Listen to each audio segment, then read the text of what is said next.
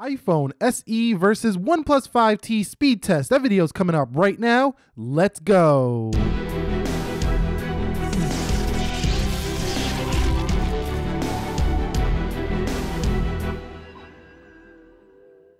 So what is up, guys? Nick here, helping you to master your technology, and welcome to the iPhone SE versus the OnePlus 5T speed test. Now, I'm sure you're noticing something very different about this video. What's up with that wide angle? Well, I'm actually just testing out this Gear 360. I figured a good opportunity to just try it out right here, give you more of a wide angle of these two phones. This camera has a fixed focus, so you should be able to just see everything in focus whenever I bring it near the camera. It will fisheye as I get close. Look at that SE looking weird. And over here is the OnePlus 5T, definitely a 5T. Let's go ahead and boot them up at the same time and see which one does boot up first in 3, 2, 1. And let me know what you think of the quality of this camera. Of course, I'm not going to shoot with this camera in every video, but testing it out here, it looks pretty good. Probably similar to like a Galaxy S8 or a Note 8 in quality. But I do like the fact that it's fixed focus, so we won't have any, autofocus jumping around on this camera. So let's see which one can get there first. Both of these are sub $500 smartphones. So basically, you're looking at the SE winning it there for this test on this guy. So definitely, I think the SE was a little bit quicker there. Let's get on to the next test. Okay, so the iPhone SE definitely won the boot up test. You can see I am running iOS 11.2.2, 15C202 before we get started here with the rest of this test. Now, over here on the 5T, if I go to the About Phone section, you can see Oxygen OS 4.7.6, and we do have Android 7.1.1 Nougat. So it is a slightly older version of Android on the 5T. That should be updated soon here for the devices. But fingerprint scanners now, the 5T is actually much, I would say, faster than the iPhone SE. So if you do go ahead and unlock it, it does take a little bit of time.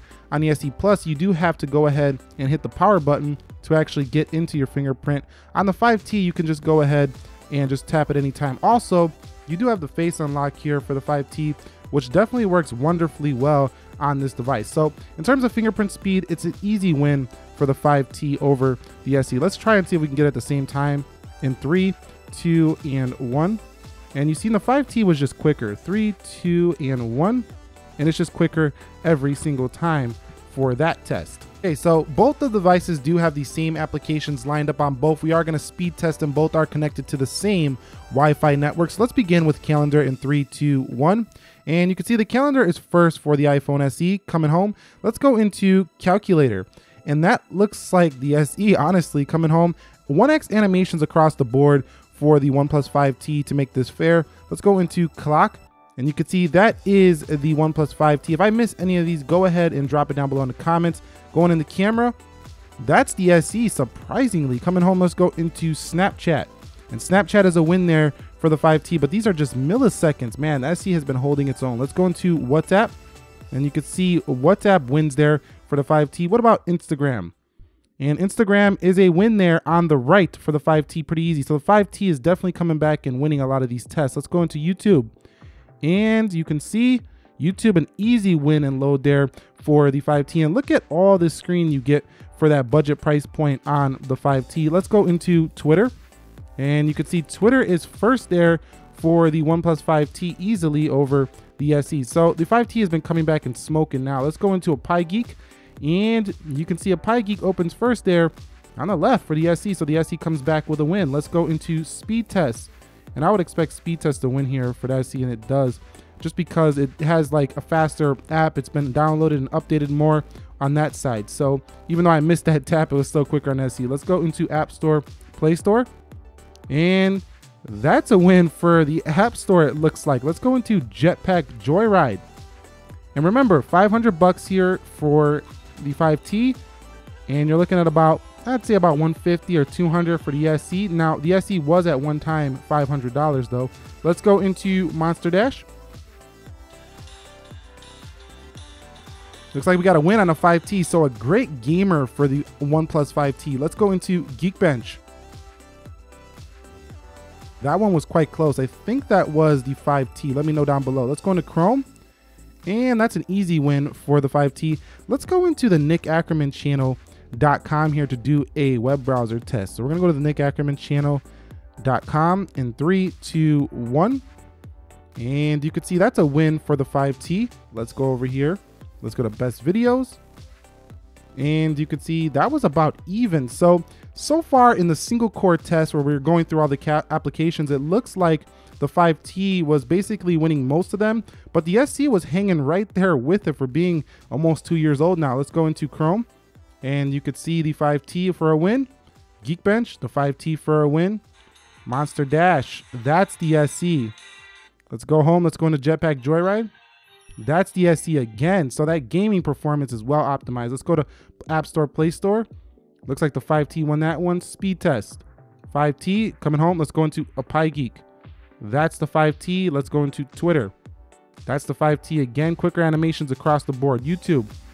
That's the 5T. Instagram. 5T. We got a reload there on the SE. Let's go to WhatsApp. 5T again. Let's go to Snapchat. 5T again slightly. Let's go into camera. That was quite close to call. I can't call that one. You guys call that camera down below. Clock. That's the 5T and calculator. That's about the same. I think the 5T slightly. Let's go into calendar. Reload for the 5T. That is the iPhone SE. So RAM management quite close. I would say the 5T a little bit better though. Okay, so the final scores are in. The SE scores a whopping 2525 or 2555 on the single core versus a 1984 for the 5T. Now on the multi-core, you're looking at 6697, which is crushing the SE on the multi-core. So what this means is in day-to-day, the SE on single core stuff, just opening apps, you know, downloading apps, using the browser, stuff like that, Instagramming, it's gonna be about the same performance as the 5T. But when you start running a bunch of stuff in the background and you're doing some, you know, stuff that requires a little more power, the 5T will crush the SE. Now, let's take a look at this if you're thinking about upgrading, because I'm gonna end the video right here on that note. If you do have an SE and you might be thinking about upgrading to maybe a 5T, you do retain a lot of the same functionality, but you get upgrades in a lot of areas.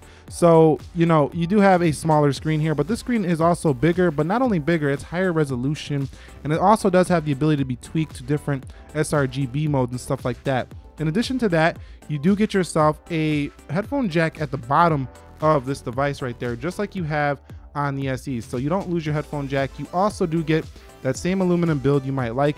You do get upgrades to a dual camera here for the 5T, a faster fingerprint scanner, and to me, you get a case in the box. You also get a screen protector built in. It's a nice value update over the SE, but the SE is still pretty fast if you guys were wondering. That's the end of this video. Did you like this video and this kind of like fisheye effect, wide angle effect? Let me know down below. I'm just testing out the Gear 360. And if you found it helpful, enjoyable, entertaining, informing, do me a favor, click that like button for me. And if you're new here, consider subscribing for more. Nick here helping you to master your technology. Be sure to be well and peace.